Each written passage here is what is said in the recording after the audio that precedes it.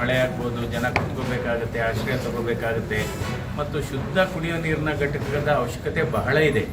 ಹೀಗಾಗಿ ಇವತ್ತು ಈ ತಂಗುದಾಣವನ್ನು ನಮ್ಮ ಲೋಕಸಭಾ ಸದಸ್ಯರಾದ MP ಲ್ಯಾಡ್ ಫಂಡ್ ಮೂಲಕ ಮಾಡ್ತಾ ಇದ್ದೇವೆ ಮತ್ತು ಈ ಶುದ್ಧ ಕುಡಿಯುವ ನೀರಿನ ಘಟಕವನ್ನು ನಾವು CSR ಅಡಿಯಲ್ಲಿ, ದಾನಿಗಳು ಅಡಿಯಲ್ಲಿ, ಅಂದರೆ ನಮ್ಮ ಮೈಕ್ರೋ ಲ್ಯಾಬ್ಸ್ ಮೂಲಕ ಒಂದು ನಮ್ಮ ರೋಟ್ರಿ ಅವರು ಇದನ್ನು ಇಂಪ್ಲಿಮೆಂಟ್ ಮಾಡ್ತಾ ಇದ್ದಾರೆ.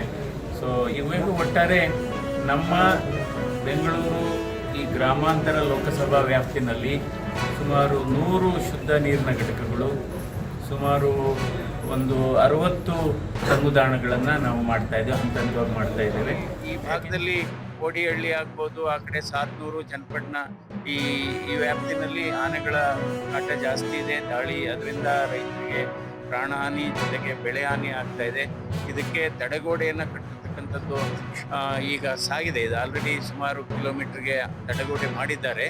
ಸೊ ಆದರೆ ಈಗ ಇನ್ನೂ ಕೂಡ ಇದ್ರದ್ದು ಆಗಬೇಕಾಗಿದೆ. ಇದ್ರ ಬಗ್ಗೆ ಈಗ ಆಲ್ರೆಡಿ ಅರಣ್ಯ ಇಲಾಖೆ ಕೂಡ ಈಗ ಒಂದು ಟೆಂಡರ್ ಕರೆದಿದ್ದಾರೆ. ಶೀಘ್ರವೇ ಇದು ಕಾಮಗಾರಿ ಸ್ಟಾರ್ಟ್ ಆಗುತ್ತೆ.